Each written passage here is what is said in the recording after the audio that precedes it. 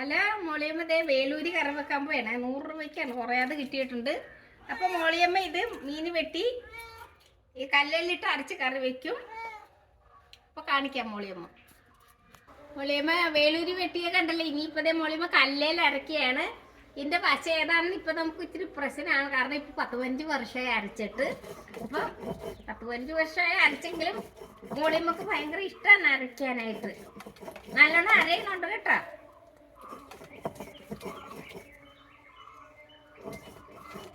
അപ്പൊ ഇനി നമ്മുടെ ആരോഗ്യത്തിനൊക്കെ നല്ലതാണ്. പിന്നെ സമയമില്ല ആർക്കും, നമ്മൾ പറഞ്ഞിട്ട് കാര്യമില്ല. പണ്ടൊക്കെ എന്ന് പറയുമ്പോൾ പണ്ട് അരച്ചിരുന്നതൊക്കെ എല്ലാവർക്കും അറിയാവുന്നതല്ലേ. മുളകും മല്ലിയൊക്കെ കൂടെയാണ്. ഇതിപ്പോ നമ്മള് മുളക് പൊടിയാണ്.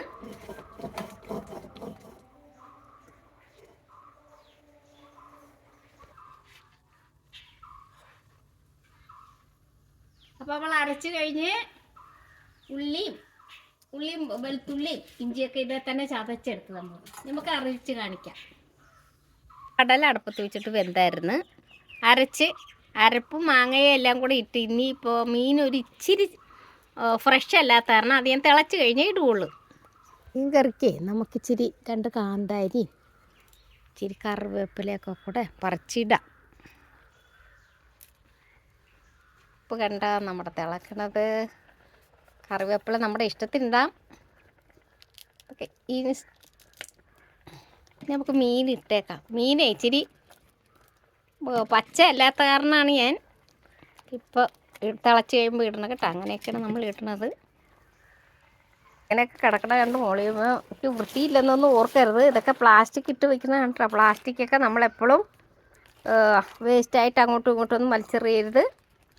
മാസം വരുമ്പോഴത്തേക്ക് നമ്മൾ കൊടുത്ത് 50 രൂപയും കൊടുക്കും. അവർ ആ പ്ലാസ്റ്റിക്കും കൊണ്ടുപോകും. ഇത് ഞാനിപ്പോൾ കല അരച്ച് വെക്കാൻ കാര്യം എൻ്റെ ഒരു സബ്സ്ക്രൈബേഴ്സ് ഉണ്ട്, ലിസിൻ ലണ്ടൻ എന്ന് പറയും. അപ്പോൾ പുള്ളിക്കാരത്തി പറയണം മോളിയമ്മ എപ്പോഴും അരച്ച് കറി വയ്ക്കാമെന്ന് പറഞ്ഞിട്ട് പറ്റിച്ചുകൊണ്ടിരിക്കുകയാണെന്ന് പറഞ്ഞ കാരണമാണ്. ഇല്ല അങ്ങനെയല്ലേ, മോളിയമ്മയുടെ പ്രായമൊക്കെ നോക്കണ്ടേ. അപ്പോൾ ദേ മോളിയമ്മ കറി വെച്ചപ്പോൾ ഇച്ചിരി പുളി പോരെന്ന് തോന്നി. ഇച്ചിരി പുളി ഇട്ടേക്കാം. അപ്പോൾ മോളിയമ്മയുടെ കറി റെഡി ആയിരിക്കുകയാണ്.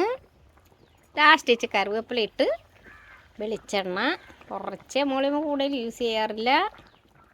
അപ്പോൾ മോളിയമ്മയുടെ കറി ഇഷ്ടമായെങ്കിൽ സബ്സ്ക്രൈബ് ഷെയർ എന്ന് മറക്കാതെ കമൻറ്റ് ചെയ്യണം. എല്ലാവരും ബാലൻ നായർ എല്ലാവരുടെയും കമൻറ്റ് സോണിയ